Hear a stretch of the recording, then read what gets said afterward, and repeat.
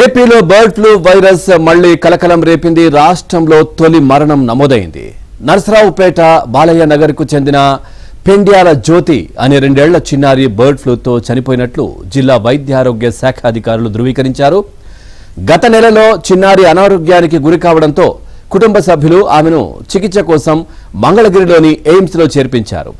ఆ చిన్నారి అక్కడ చికిత్స పొందుతూ గత వారం ప్రాణాలు విడిచింది. అయితే బర్డ్ ఫ్లూ లక్షణాలుగా అనుమానించిన వైద్యులు చిన్నారి శాంపిల్స్ ను పూణేలోని వైరాలజీ ల్యాబ్ కు పంపించారు. ఈ పరీక్షలో జ్యోతికి బర్డ్ ఫ్లూ పాజిటివ్ గా నిర్ధారణ అయినట్లు వైద్యాధికారులు తెలిపారు. బర్డ్ ఫ్లూ వచ్చి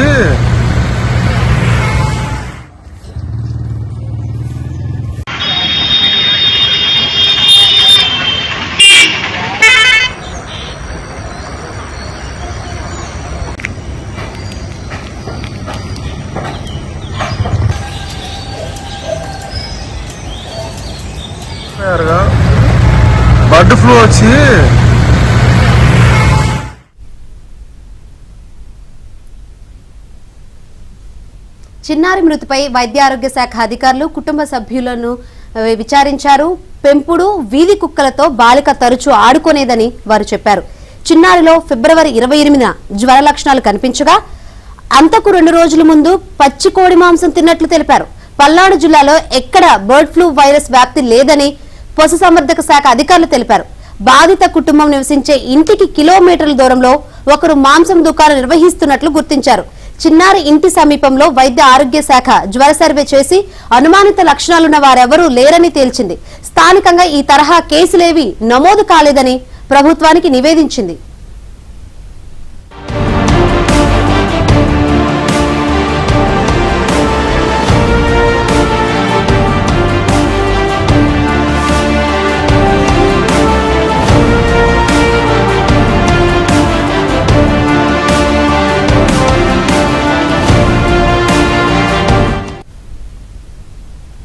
రెడ్డిగా ఏపీలో బర్డ్ ఫ్లూ వైరస్ మళ్లీ కలకలం రేపిన పరిస్థితి కనిపిస్తోంది.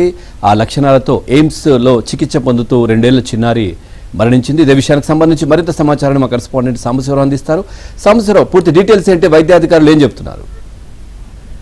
రాష్ట్రంలో తొలి బర్డ్ ఫ్లూ మరణం పల్నాడు జిల్లాలో నమోదైనట్టు కూడా మనం చెప్పుకోవచ్చు. పల్నాడు జిల్లాలో జిల్లా కేంద్రంలోని నర్సాపేట బాపయ్య నగర్ చెందిన ఒక 2 ఏళ్ల చిన్నారి గత 10 రోజుల క్రితం మంగళగిరి ఎయిమ్స్ ఆసుపత్రిలో చికిత్స పొందుతూ మృతి చెందింది. అయితే ఆమెకి బర్డ్ ఫ్లూ లక్షణాలు ఉన్న నేపథ్యంలో శాంపిల్స్ ను పూణేలోని వైరాలజీ ల్యాబ్ కు పంపించగా ఆమెకి ఆ పాపకి పాజిటివ్ లక్షణాలు కనిపించిన నేపథ్యంలో బర్డ్ ఫ్లూతోనే మరణించినట్లు కూడా జిల్లా వైద్య శాఖ అధికారులు కూడా నిర్ధారణకు వచ్చారు. ఈ మేరకు బాపయ్య నగర్ లో కూడా అక్కడ అప్రమత్తమై సమీప కుటుంబాల వారికి వైద్య పరీక్షలు నిర్వహించిన నేపథ్యంలో ప్రస్తుతానికి ఎవరికి ఎలాంటి లక్షణాలు లేవని కూడా వైద్య శాఖ అధికారులు నిర్ధారించుకున్నారు. అయితే గత నెల ఫిబ్రవరి 26, 28 తేదీల్లో పాపకి జ్వరం రాగా ఆసుపత్రి తీసుకొచ్చిన నేపథ్యంలో ఆమెకి బర్డ్ ఫ్లూ లక్షణాలు ఉన్న నేపథ్యంలో మంగళగిరిలోని ఎయిమ్స్ ఆసుపత్రిలో చికిత్స అందించారు. చికిత్స పొందుతూ 10 రోజుల క్రితం మృతి చెందింది. అయితే ఆ బర్డ్ ఫ్లూ ఉధృతంగా ఉన్న సమయంలో అక్కడ పాప చిన్నారి ఆ ఇంటి సమీపంలో ఉన్న కోళ్లు కుక్కలతో అక్కడ ఎక్కువగా సంచరిస్తున్న నేపథ్యంలో వాటి వల్ల పాపకి ఈ బర్డ్ ఫ్లూ వ్యాధి సంక్రమించినట్లు కూడా ఇప్పటికే వైద్యాధికారులు ప్రాథమికంగా నిర్ధారణకు వచ్చారు. అయితే బర్డ్ ఫ్లూ ఉధృతంగా ఉన్న నేపథ్యంలో ఉన్న లక్షణాలు తప్పితే ఇప్పుడు కొత్తగా ఎవరికి అలాంటి లక్షణాలు కానీ అలాంటి సూచనలు కానీ లేవని కూడా నిర్ధారణకు వచ్చారు. అయినా సరే అప్రమత్తంగా ఉండాలంటూ కూడా జిల్లా అధికారులు అక్కడున్న స్థానిక ప్రజలకైతే సూచించారు. ఆ మేరకు వైద్య శాఖ అధికారులు కూడా ఆ చుట్టుపక్కల చనిపోయిన పాప సమీప నివాసాల వారికి కూడా పూర్తి స్థాయిలో వైద్య పరీక్షలు చేస్తూ శాంపిల్స్ అయితే సేకరిస్తున్నారు. పవన్, సాంబశివరావు, అట్లాగే జనరల్ గా ఇది బాయిల్ చేసి అదే విధంగా కర్రీ లాగా అంటే చేసి తింటే పెద్ద ఇబ్బంది ఉండదు, ఎందుకంటే అంత టెంపరేచర్ లో చేస్తారు కాబట్టి అనే వార్తలు కూడా వైద్యులు కూడా చెప్తా ఉంటారు కదా. మరి తను పచ్చి మాంసం ఏదో కోడికి సంబంధించి తినింది అనే వార్తలు కూడా వస్తా ఉన్నాయి కదా, నిజమేనా? అలా 2 ఏళ్ల పాప అసలు మాంసం తినడం అనేది అసలు అసంభవం, అది జరగని పని. అసలు కేవలం అక్కడున్న వాళ్ళ ఇంటి నివాస ప్రాంతాల్లో కోళ్లు కూడా ఉంటాయని కూడా వాళ్ళు వైద్యాధికారులు కూడా గుర్తించారు. కోళ్లు అక్కడున్న పశు జాతికి సంబంధించిన కూడా పిల్లలతో అక్కడ ఉన్న పిల్లలు ఆడుకుంటూ ఉంటారు.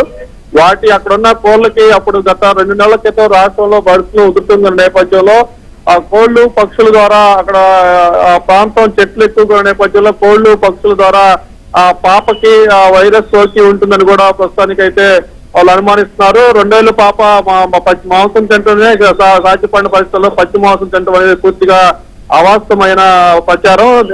అక్కడున్న కోళ్లు పక్షుల ద్వారా మాత్రమే ఇది రావడానికి అవకాశం ఉన్న నేపథ్యంలో అక్కడున్న ఆ కోళ్లకి వాటికి కూడా ఈ బర్డ్ ఫ్లూ లక్షణాలు శాంపిల్స్ అయితే సేకరించే పనిలో అక్కడున్న అధికార యంత్రాంగం అయితే ఉన్నారు. Pavan, thank you Sambasivarao, thanks for the updates.